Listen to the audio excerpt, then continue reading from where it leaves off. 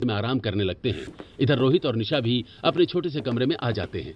निशा, मैं अपने पैसे बचाना शुरू कर रहा हूँ। जब हमारे पास थोड़े पैसे जमा हो जाएंगे तब हम भी एक अच्छा सा घर लेंगे जिसमें तुम्हारी जरूरत की सारी चीजें होंगी। मुझे पता है आप ये सब क्यों कह रहे हैं, इसलिए ना कि मम्मी ने कीर्ति का कमरा बहुत बड़ा बनवाया है और उसमें एसी, कूलर, पंखा सब कुछ है। हाँ यार, सच में मुझे बुरा लगता है। अपने ही घर में मैं इतने छोटे से कमरे में रहता हूँ। मेरी वजह से तुम्हें भी इतनी परेशानियां झेलनी पड़ रही हैं। आप ऐसा क्यों सोचते हैं? पूरा घर हमारा ही तो है, जहाँ हमारा मन करे हम रह सकते हैं। हर बार की तरह निशा अपनी समझदारी से रोहित को तसल्ली देती है। उसकी बात सुनकर रोहित चुप हो जाता है। इस तरह दोनों सो जाते हैं। अगली सुबह, कीर्ति उठ जाओ, तुम मायके में नहीं ससुराल में हो। आज तो तुम्हारी पहली रसोई भी है। कीर्ति नींद से उठती है। कौन सी पहली रसोई और कौन सा ससुराल? मुझे सुबह 9 बजे से पहले मत उठाना। लेकिन 9 बजने वाले हैं, इसलिए मैंने जल्दी नहीं उठाया। अरे यार, मेरी तो बैटरी के बिना आंखें नहीं खुलती। प्लीज मेरे लिए बैटरी बना कर ले आओ ना। बेचारा अंकित सुबह सुबह कोई ड्रामा नहीं चाहता था, इसलिए वो चुपचाप रसोई में जाकर चाय बनाने लगता है। तभी दिव्या वहां आ जाती है। अरे ये क्या भैया, भाभी को आए एक भी दिन नहीं हुआ और आप अभी से उनके इशारों पर नाचने लगे। तभी सरला भी वहां आ जाती है। जब अमीर बाप की इकलौती बेटी से शादी करोगे तो उसके नखरे भी उठाने पड़ेंगे ना। अरे बेटा, इतना परेशान क्यों हो रहा है? उसे अभी खाना बनाना नहीं आता और फिर चाय बनाने में कितना ही समय लगता है। ला, मैं बना देती हूँ। सरला कीर्ति के लिए ब्लैक टी बनाती है। अंकित चाय लेकर अपने कमरे में चला जाता है। थोड़ी देर बाद कीर्ति तैयार होकर हॉल में आती है। मम्मी जी, दिव्या, मेरी मम्मी ने आप लोगों के लिए कुछ गिफ्ट भेजे हैं। कीर्ति सरला और दिव्या को गिफ्ट देती है। अरे वाह, ये तो बहुत ही खूबसूरत साड़ी है, मैं इसे जरूर पहनूंगी। हाँ मम्मी, जरूर पहनिएगा। ये प्योर सिल्क की है, पूरी 50,000 की साड़ी है। आपने इससे पहले इतनी महंगी साड़ी शायद कभी नहीं पहनी होगी। कीर्ति की बात सुनकर रोहित को बहुत गुस्सा आता है, लेकिन वो कुछ नहीं कहता। उधर दिव्या भी अपना गिफ्ट खोलती है। अरे वाह भाभी, कितना प्यारा ब्रेसलेट है। मेरा कब से मन था ऐसा सिल्वर वाला ब्रेसलेट लेने का। गरीब वाली बात मत करो, ये सिल्वर नहीं डायमंड ब्रेसलेट है। इसमें 24 कैरेट डायमंड लगे हैं। तुम लोगों ने शायद पहले कभी डायमंड ज्वेलरी देखी नहीं होगी। जरा संभाल कर रखना। हाँ हाँ, ये मेरी सबसे महंगी ज्वेलरी है, संभाल कर ही रखूंगी। कीर्ति के अंदर अमीरी का घमंड कुछ ज्यादा ही होता है। तभी निशा उठकर रसोई की तरफ जाने लगती है। अरे, खाना तुम क्यों बना रही हो? आज तो छोटी बहू की पहली रसोई है ना। मुझे खाना बनाना नहीं आता। मैं तो अपने मायके में कभी रसोई में मैं तक नहीं गई। अरे बेटा, तुझे खाना बनाने के लिए कौन कह रहा है? खाना मैं बना दूंगी, तू बस खाने में चम्मच चला देना। इतना कहकर सरला रसोई में चली जाती है। पीछे पीछे कीर्ति भी आती है। हे भगवान, यहाँ कितनी गर्मी है। मुझसे तो यहाँ 1 मिनट भी नहीं खड़ा हुआ जा रहा। मैं अपने कमरे में जा रही हूँ, मेरा खाना वहीं भिजवा देना।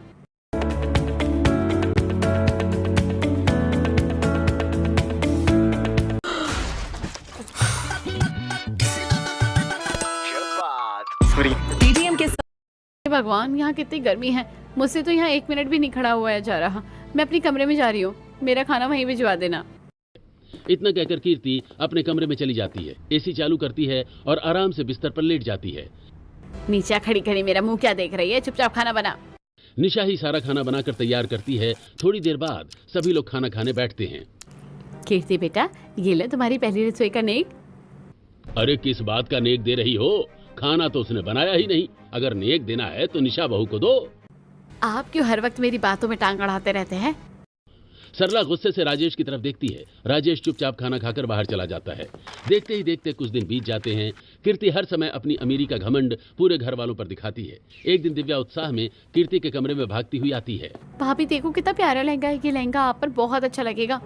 क्या हुआ, इतना हाफ क्यों रही हो? और सबसे पहले तो आते ही मेरे इस कारपेट पर पैर मत रखा करो।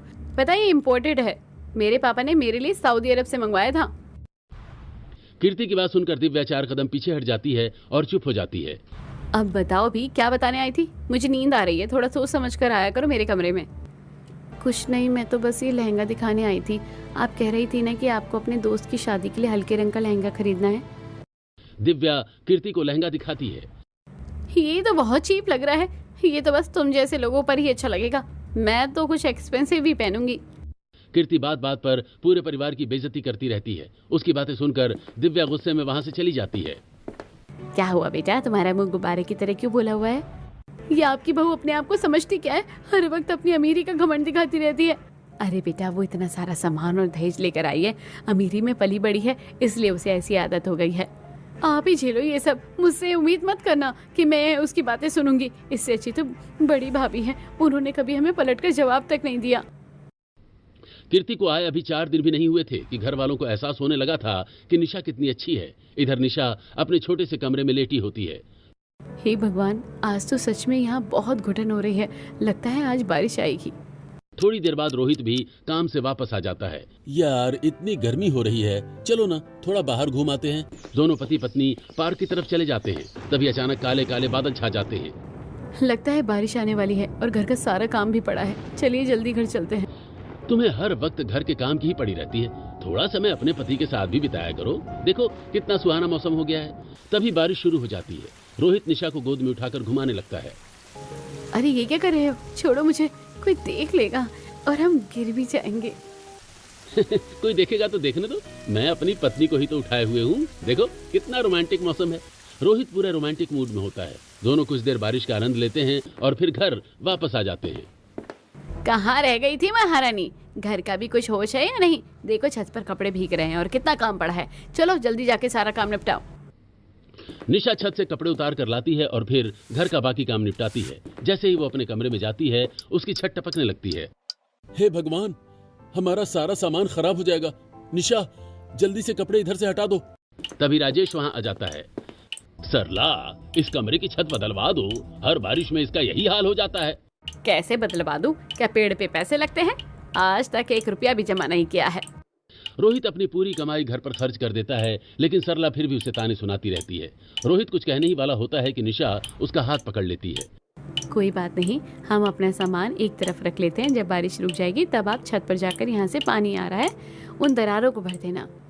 एक तरफ निशा टपकती छत और भीगते सामान से परेशान होती है, तो दूसरी तरफ कीर्ति अपने बड़े से कमरे की बालकनी में पहुंच जाती है।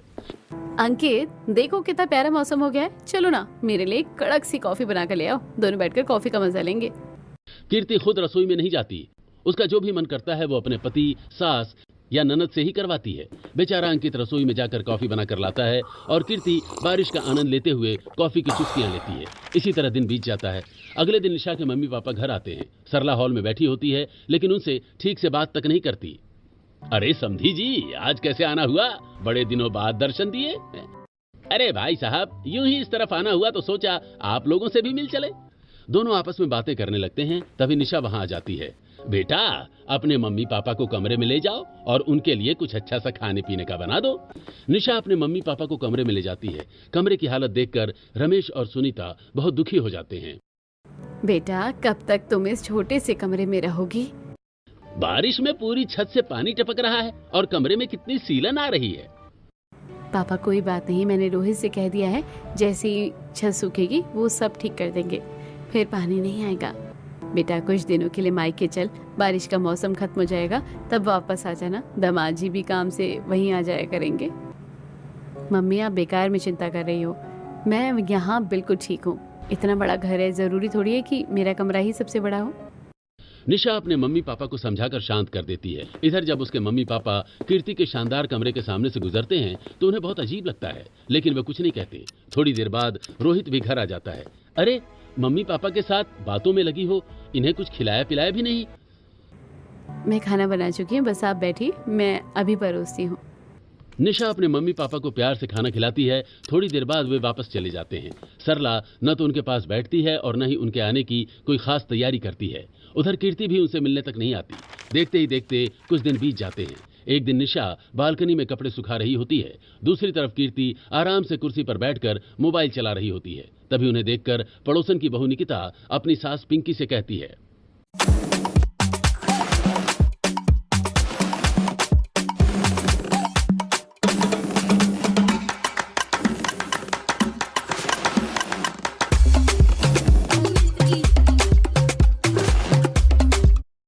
उन्हें देखकर पड़ोसन की बहू निकिता अपनी सास पिंकी से कहती है। देखो मम्मी, दोनों एक ही घर की बहू हैं, लेकिन कितना फर्क है। एक तरफ निशा है जो पूरा दिन काम में लगी रहती है और दूसरी तरफ कीर्ति है जो दिन भर आराम करती रहती है। हाँ भाई, ये तो अपने एसी वाले कमरे से बाहर ही नहीं निकलती। आज बारिश का मौसम है इसलिए बालकनी में आकर बैठ गई होगी। हाँ, और देखने में देखो कितनी घमंडी लगती है, जबकि निशा का दिल कितना साफ है। आस पड़ोस के लोग भी निशा की खूब तारीफ करते हैं। देखते ही देखते कुछ दिन और बीत जाते हैं। एक दिन कीर्ति के मम्मी पापा घर आने वाले होते हैं। सुनते हो, अच्छी सी मिठाई लेकर आना, साथ में काजू बादाम भी ले आना और 4 किलो दूध भी। मैं अपने मेहमानों के लिए अच्छी अच्छी सी खीर बनाऊंगी। सरला कीर्ति के मम्मी पापा के आने से पहले बहुत सारी तैयारियां करती है। मम्मी ये क्या, इतनी घटिया किस्म की बर्फी मंगाई है, और ये खीर कौन खाएगा? मेरी मम्मी तो रसमलाई खाती है। रुको, अभी अंकित को फोन करके सब मंगवाती हूँ। सरला पूरे दिन तैयारियों में लगी रहती है, लेकिन कीर्ति आते ही उसकी सारी तैयारियों को बेकार बता देती है और अपनी पसंद का सारा सामान अंकित से मंगवाती है। थोड़ी देर बाद कीर्ति के मम्मी पापा आ जाते हैं। सभी लोग एक दूसरे से मिलते हैं। अरे बहन जी, कुछ खाइए ना, आपने तो कुछ भी नहीं खाया है। क्या कीर्ति ने आपको बताया नहीं? मैं तो कनाडा से आने के बाद बिस्किट नमकीन नहीं खाती। भारत में जो बनते हैं ना, वो मुझे सूट नहीं करते, उनसे शुगर बढ़ जाती है। लेकिन आंटी, ये तो शुगर फ्री है, आप एक बार चक्कर तो देखिए। नहीं बेटा, रहने दो, मुझे रिएक्शन हो जाता है। सभी लोग बातें कर रहे होते हैं। अपनी बेटी की तरह कमला भी हर बात में अपनी अमीरी का बखान करती रहती है, जो राजेश को बिल्कुल अच्छा नहीं लगता। इधर निशा सबके लिए खाना बनाकर तैयार कर देती है। कीर्ति, तुम अपने मम्मी पापा के लिए खाना लगा दो, मैंने सारा खाना बना दिया है। जेठानी जी, आपको क्या लगा मेरी मम्मी आपके हाथ का बनाया हुआ खाना खाएगी? मैंने तो अंकित से कहकर हल्दीराम से खाना मंगवा लिया है। आप चिंता मत करो, ये खाना आप, पापा और बाकी घर वालों को खिला देना। निशा कीर्ति की बात का बिल्कुल भी बुरा नहीं मानती। वो अपने और रोहित के लिए खाना लेकर अपने कमरे में चली जाती है। उधर कीर्ति अपने मम्मी पापा के साथ अपने कमरे में ही रहती है। थोड़ी देर बाद जब कीर्ति के मम्मी पापा जाने लगते हैं। अरे ये छोटा सा कमरा किसका है? इसमें तो सीलन की कितनी बदबू आ रही है। अरे ये तो ऐसे ही घर का बेकार पड़ा कमरा है। आप मेरा कमरा देखिए, इसका डिजाइन कैसा है। डिजाइन तो ठीक है, लेकिन कीर्ति, तुम इतने छोटे से कमरे में कैसे रह रही हो? घर पर तो तुमने हंगामा कर दिया था जब मैंने तुम्हारा कमरा थोड़ा छोटा करवा दिया था। सरला के घर का सबसे बड़ा कमरा भी कीर्ति के मम्मी पापा को छोटा लग रहा था, लेकिन उनकी बात का कोई जवाब भी नहीं दे सकता था। थोड़ी देर बाद वे लोग वहां से चले जाते हैं। उनके जाने के बाद दिव्या अपनी माँ के पास आती है। अब मुझे समझ आया कि भाभी इतनी नखरीली और घमंडी क्यों हैं। उनके मम्मी पापा भी बिल्कुल ऐसी ही हैं। अरे बेटा छोड़ो, अमीर लोग ऐसे ही होते हैं, हमें क्या लेना, हमारा तो काम चल रहा है ना। अमीर घर की बहू आई है तो मोहल्ले में हमारा नाम हो गया है। पता नहीं क्यों, लेकिन सरला को लगता था कि कीर्ति के घर में आने से उसका रुतबा और स्टेटस बढ़ गया है। ऐसे ही कुछ दिन और बीत जाते हैं। इधर अंकित की पूरी कमाई कीर्ति की इच्छाएं पूरी करने में ही खर्च होने लगती हैं। अंकित, इतने दिनों से तुमसे मैं कह रही हूँ कि मुझे सोने की ये अंगूठी चाहिए, लेकिन तुम अभी तक नहीं लेकर आए। यार, मैं एक नौकरी करता हूँ, मेरा कोई बड़ा बिजनेस नहीं है। तुम्हें पता है, मैं अपनी पूरी सैलरी तुम्हें ही दे देता हूँ। मेरे पास बचता ही क्या है? हर बार खर्चों का बहाना मत बनाया करो, और आज के बाद घर में पैसे देना बंद करो। वैसे भी तुम मेरे लिए जो कमाते हो। कीर्ति की बात मानकर अंकित घर खर्च के लिए पैसे देना लगभग बंद कर देता है। इधर सरला और दिव्या पैसों की तंगी से परेशान होने लगते हैं। मम्मी, मुझे कुछ पैसे दे दो, मुझे नए कपड़े खरीदने हैं। मेरे पास पहनने के लिए कपड़े भी नहीं बचे हैं। मैं कौन सा बाहर कमाने जाती हूँ जो तुम्हें पैसे दे दूं? अपने भाइयों से मांग लो। दिव्या अंकित से पैसे मांगने जाती है, लेकिन अंकित तो पहले ही कीर्ति को सोने की अंगूठी खरीद कर दे चुका होता है। उसके पास 1 रुपया भी नहीं बचता। निराश होकर दिव्या अपने कमरे में लौट आती है। इसी तरह कुछ दिन और बीत जाते हैं। एक दिन घर पर धनीराम अपने पैसे मांगने के लिए आता है। सरला, मैं ये क्या सुन रहा हूँ? आखिर तुमने धनीराम से इतने पैसे कब और क्यों लिए? मैं कौन सा ये पैसे खा गई हूँ? जब मैंने ये कमरा बनवाया था तब पैसों की जरूरत पड़ी थी, इसलिए उससे पैसे लिए थे। तो अब तक वापस क्यों नहीं किए? अपने बेटे से कहो कि उसके पैसे लौटा दे। घर पर रोज रोज कोई पैसे मांगने आए, क्या अच्छा लगता है? तभी अंकित भी वहां आ जाता है। अंकित बेटा, जब मैंने तेरी बहू के लिए कमरा बनवाया था तब 3 लाख रुपए खर्च हो गए थे। 1 लाख तो मेरे पास थे, लेकिन 2 लाख रुपए मैंने धनीराम से उधार ले लिए थे। अब तू उसके पैसे लौटा दे। तभी कीर्ति भी कमरे से बाहर आ जाती है। क्या बच्चों के प्रति आपकी कोई जिम्मेदारी नहीं है? अब आपके लिए कर्ज भी मेरा पति उतारेगा? इतना कहकर कीर्ति अंकित का हाथ पकड़कर अपने कमरे में ले जाती है। मैं आखिरी बार कह रही हूँ, 1 रुपया भी मत देना। बेचारा अंकित अपनी माँ और पत्नी के बीच फंस जाता है। उधर निशा और रोहित इनकी निजी बातों में दखल नहीं देते। निशा पहले की ही तरह घर का सारा काम करती है और सबको खाना परोसती है। इसी तरह कुछ दिन बीत जाते हैं। धनीराम रोज घर पर अपने पैसे मांगने आता है, लेकिन हर बार खाली हाथ लौट जाता है।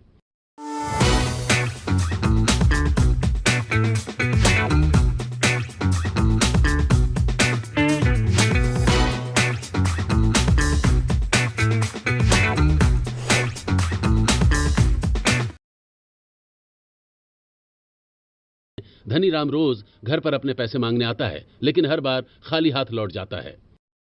बहुत हो गया ये रोज रोज का ड्रामा। जब तक तुम इस घर में रहोगे मेरे सारे सपने अधूरे रहेंगे। मुझे ये रोज रोज की चिक चिक बिल्कुल पसंद नहीं है। मैं अपने मायके चली जाऊंगी। ऐसा क्यों कह रही हो? मैं तो हमेशा तुम्हारी बात मानता हूँ। तो ठीक है, मैं अब यहाँ नहीं रहूंगी। इस घर में रोज कर्ज मांगने वाले आ जाते हैं।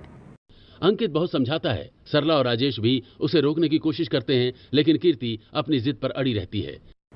ठीक है बेटा, तुम अपनी पत्नी को लेकर अलग हो जाओ। हमारा जो होगा हम देख लेंगे। इसके बाद अंकित और कीर्ति अलग जाकर रहने लगते हैं। उधर रोहित को अभी तक धनीराम वाले कर्ज की बात पता नहीं होती। अगली बार जब धनीराम घर आता है, चाचा कितने रुपए लेने हैं आपको? क्या बताऊं बेटा, पूरे 2 लाख रुपए हैं। इतने दिनों से रोज तुम्हारे घर के चक्कर लगा रहा हूं। चाचा अब आपको हमारे घर आने की जरूरत नहीं पड़ेगी। मैं थोड़े थोड़े करके आपके सारे पैसे भिजवा दूंगा। रोहित प्यार से धनीराम को समझाकर भेज देता है, फिर घर के अंदर आता है। पापा ये सब मैं क्या सुन रहा हूं? आखिर इतना बड़ा कर्ज आप लोगों ने कब लिया? बेटा तुम्हारी माँ के दिखावे के चक्कर में ये सब हो गया। मेरा बेचारा बेटा हमारी दवाइयों का खर्च उठाए या ये बेकार का कर्ज उतारे? कोई जरूरत नहीं है किसी को कुछ करने की। मैं खुद ये कर्ज चुका दूंगी। सरला कह तो देती है, लेकिन उसके पास 1 रुपया भी नहीं होता। इधर रोहित अपने कमरे में जाता है। निशा, मुझे आज ही इस कर्ज के बारे में पता चला है। तो एक काम करते हैं, हमने जो घर बनाने के लिए पैसे बचाए थे उन्हीं से धनीराम चाचा का कर्ज चुका देते हैं। हाँ तुम ठीक कह रही हो। कम से कम हमारे घर की इज्जत तो बच जाएगी। रोहित कई दिनों से अपना घर बनाने के लिए पैसे जोड़ रहा था। वो पूरे 2 लाख रुपए लाकर सरला के हाथ में रख देता है। माँ, आपको अब चिंता करने की जरूरत नहीं है। ये पूरे 2 लाख रुपए हैं, धनीराम चाचा को दे दीजिए। ये देखकर सरला की आंखों में आंसू आ जाते हैं। बेटा तुम्हारे पास इतने पैसे कहाँ से आए? माँ, ये हमने अपना घर बनाने के लिए जोड़े थे, क्योंकि इस घर में हमारे हिस्से में तो सिर्फ एक छोटा सा कमरा ही आया था। रोहित की बात सुनकर सरला शर्म से सिर झुका लेती है। मुझे माफ कर दो बेटा, मैं तुम दोनों की गुनहगार हूँ। मेरी वजह से तुमने इस घर में कितना भेदभाव सहा, लेकिन मेरी सीता जैसी बहू ने कभी मुझसे शिकायत नहीं की। और मेरी लाड प्यार में पली बहू जो थी वो हमें छोड़कर चली गई और मेरे बेटे को भी मुझसे दूर कर दिया। पास बैठी दिव्या भी अपनी माँ के साथ रोने लगती है। हाँ भैया, भाभी, हमसे अनजाने में बहुत बड़ी गलती हो गई। प्लीज हमें माफ कर दो। कोई बात नहीं, अगर आपसे गलती हो गई है तो क्या हुआ। अब रोना बंद कीजिए और ये पैसे धनीराम चाचा को दे आइए। निशा अपनी सास के आंसू पोंछती है और उन्हें प्यार से समझाती है। सरला जाकर धनीराम का पूरा कर्ज चुका देती है। घर लौटने के बाद, बहू, अब तू इस छोटे से कमरे में नहीं रहेगी। तेरी जगह इस बड़े से कमरे में है। आज से तू और रोहित यहीं रहेंगे। सरला अपने हाथों से निशा का एक एक सामान उठाकर कीर्ति वाले बड़े कमरे में रख देती है। ये देखकर राजेश और रोहित दोनों बहुत खुश हो जाते हैं। चलो देर ही सही, लेकिन सरला को आखिरकार अकल तो आ गई। रोहित भी अपनी माँ को गले लगा लेता है। सच कहते हैं लोग, जन्म देने वाला नहीं पालन पोषण करने वाला बड़ा होता है। मैंने तुझे पाल पोस कर बड़ा किया और तूने मेरा कर्ज चुका दिया। और एक मेरा बेटा है जो मेरा होकर भी मेरा नहीं रहा। माँ, ऐसा मत सोचिए, सब ठीक हो जाएगा। समय आने पर उसे भी अपनी गलती का एहसास होगा। इस तरह सरला रोहित और निशा को बड़े कमरे में शिफ्ट कर देती है। पहली बार निशा उस छोटे से घुटन भरे कमरे से निकलकर खुले और हवादार कमरे में चैन की होती है। एसी की ठंडी हवा उसके चेहरे पर पड़ती है और उसके चेहरे पर सुकून भरी मुस्कान आ जाती है। उधर सरला के दिल को भी पहली बार सच्ची शांति मिलती है। देखते ही देखते कुछ दिन और बीत जाते हैं। दूसरी तरफ, मैंने तुमसे पहले ही कहा था कि यहाँ निवेश करना सही नहीं रहेगा, लेकिन तुमने मेरी एक नहीं सुनी। देखो, आज हमारे जितने भी पैसे थे सब डूब गए। यह कंपनी तो पूरी तरह घाटे में चली गई। तुम सारा इल्जाम मेरे सिर पर कैसे डाल सकते हो? निवेश करने से पहले तुमने भी तो थोड़ी बहुत रिसर्च की होगी। एक दूसरे को दोष देने से कोई फायदा नहीं। अब ये बताओ, आगे करना क्या है? तुम्हें जो ठीक लगे वही करो। हमारे पास इतने भी पैसे नहीं बचे कि इस कमरे का किराया दे सके। ऊपर से मैंने इतना बड़ा रिस्क लिया, नौकरी भी चली गई। अब नई नौकरी कब मिलेगी ये भी नहीं पता। फिर तो हमारे पास घर वापस जाने के अलावा कोई दूसरा रास्ता नहीं है। बहुत बड़ी गलती हो गई मुझसे। मैंने अपने घमंड में सब बर्बाद कर दिया। अब किस मुंह से मैं उनसे माफी मांगने चाहूंगी? वहाँ सब लोग हमसे नाराज हैं। पता नहीं वो हमें माफ करेंगे भी या नहीं। ये सब मेरी वजह से हुआ है। मैं सबसे माफी मांग लूंगी, देखना सब ठीक हो जाएगा। दोनों पति पत्नी अपना सामान पैक करते हैं और वापस घर आ जाते हैं, जहां उनका पूरा परिवार रहता है। दोनों को एक साथ देखकर सरला मन ही मन खुश तो होती है, लेकिन उनसे नाराज भी रहती है। घर में आते ही कीर्ति सरला के पैरों में गिर जाती है। मम्मी, मुझे माफ कर दीजिए, मैंने अनजाने में आपका बहुत दिल दुखाया है। आज हमारे साथ भी वही हुआ। कहते हैं ना, जो माँ बाप का दिल दुखाता है उसका कभी भला नहीं होता। मम्मी सच में हमें माफ कर दीजिए, हमसे बहुत बड़ी गलती हो गई। अंकित और कीर्ति बार बार माफी मांगते हैं। उधर रोहित और निशा भी सरला को समझाते हैं। अब क्यों बच्चों की अग्नि परीक्षा ले रही हो, इन्हें माफ भी कर दो। हाँ ठीक है, मैं तुम दोनों को माफ करती हूँ, लेकिन अब से चीजें वैसी नहीं रहेंगी जैसे पहली थी। कोई बात नहीं मम्मी जी, हम सब मिलकर सब कुछ फिर से ठीक कर देंगे। आपने हमें माफ कर दिया, हमारे लिए यही सबसे बड़ी बात है।